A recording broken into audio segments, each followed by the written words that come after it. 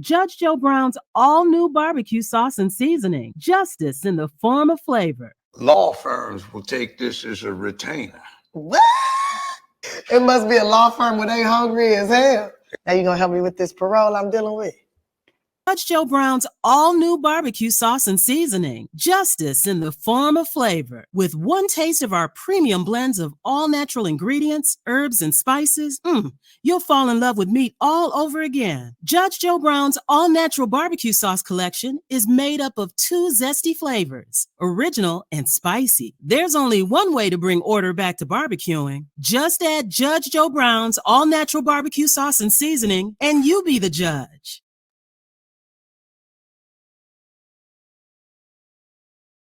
You don't do nothing really pop culture, but have you been hearing this past week, well, really 2 weeks, TD Jakes being accused of unnatural activities because at one point he was at a Diddy party. Now, mind you, TD Jakes has a movie production company.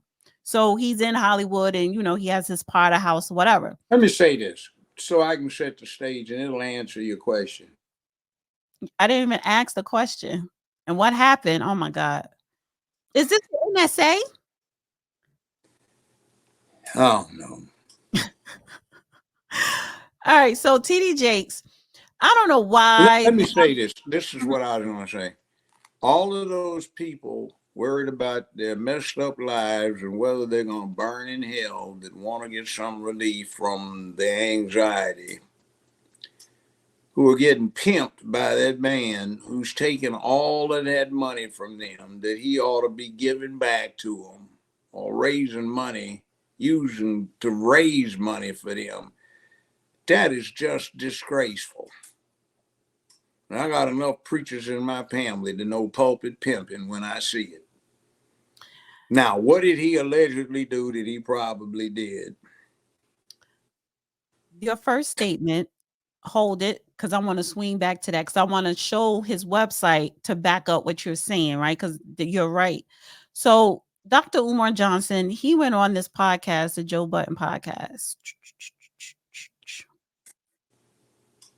And he was talking about the church.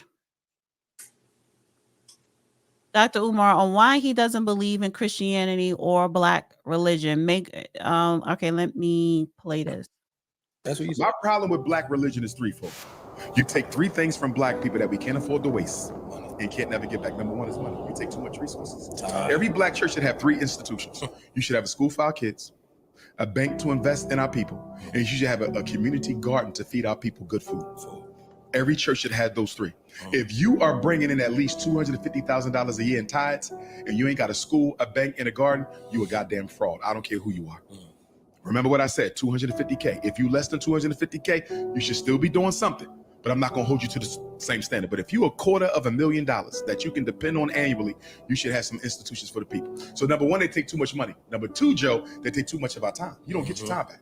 You can make that money back. You can't make your time back. Bible study, Sunday service, Sunday morning service, Sunday night service, gospel choir. Thursday. Why are you taking all this time and you're not giving us nothing? Wow. And the third thing that they take from us that we can't afford to waste and have misuse is hope. The Black church abuses our hope by constantly making you feel Jesus or Muhammad going to come and make everything right when the time is right. And that's why Black religion plays right into the hand of the white power structure. You know why? Because it has Black people thinking they don't have to do shit but wait and pray in order to change their circumstances. And that's why Napoleon Bonaparte, and I'm a fan of Napoleon Bonaparte, the white man's greatest military strategist, said what? Religion is what keeps the poor man from killing the rich one. Yes, indeed. No, religion ain't nothing but mind control. Nobody has ever opened up a church to liberate people. Churches were created to control minds. You can't show me a religion or a religious organization that believes in free thought and liberation of consciousness. Every religion is a mind control institution. It's not attached to spirituality. That's why I didn't. All right. So I wanted to get your thoughts on that. We said that. We used to talk about that all the time back in the 1960s. Yeah. That was a frequent discussion at Black Student Union meetings, Black Student Alliance meetings around the city of Los Angeles and San Diego. San Francisco, they were getting high and they couldn't focus too well. So Mm-hmm. Is what it is. But no, I mean, yeah, that's what it is. See, black religion has been used to pacify the Negro. They get mad enough to do something, but the preacher calms them down and he gives them a release for their frustration and aggression, so they passively endure one more week. Mm-hmm. Endure until you die and get your pie in the sky. It's interesting how black folk pray. They beg. Oh, please, Lord, I've been praying powerful hard 4 hours a day, every day. I've been giving 25% tithes, Lord, please. White people sit down and say, Lord, I have done your works, done your deeds, spread your words. I have been a good follower. I am appealing to you to honor our compact and deliver to me what I need. Bye. Amen. But you're right. I have to agree with you because everything that was said in that video about Dr. Umar, you have been saying. And why There are don't some good preachers, but there's some pimps. right. Look, let me say this so I can clarify this. I got high when I was practicing law, it's been about 35 years ago. This church had a problem. They had, in a fit of zeal, turned the deed over to the preacher. The preacher died. He had one son who was gay, half son, son, and he had another son who was his half brother, just got out the penitentiary, who'd literally been a pimp and a burglar and did some armed robberies. So he just got out of the penitentiary after doing 27 years.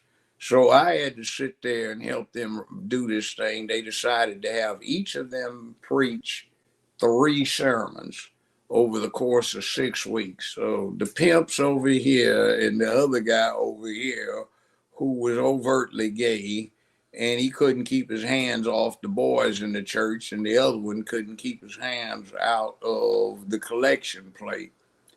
And I built a lot of character by not laughing my head off watching this circus go on for 6 weeks, but they were paying me. So the pimp is trying to get it, and the one that wants to seduce the boys is trying to get it. So the congregation is supposed to be voting on who's going to be the new preacher. They wound up pimping the one that got out of the prison after 27 years. Oh. Who had literally been a pimp. And would tell the congregation, I was a pimp. I had many hoes out on the street. Because and they I'm have going, wait. You love this one. Talk about straight face. I'm going to develop in this church some hoes for Jesus because I'm going to be pimping the word so we all get to heaven. I'm going to get us to get an orgasm of spirituality. I want volunteers for my bunch of hoes. Who's going to be my bottom hoe? And I'm sitting there. Keep a straight face. Do not bust out laughing. This man is actually preaching this as a sermon, trying to become the pastor of this church, which he became pastor of the church. So I guess he recruited some hoes for Jesus. But, I actually think I refunded some fees. I said, I can't put up with this anymore. I said, I refuse to reduce myself to being involved in this. So, yeah, we do have that kind of thing.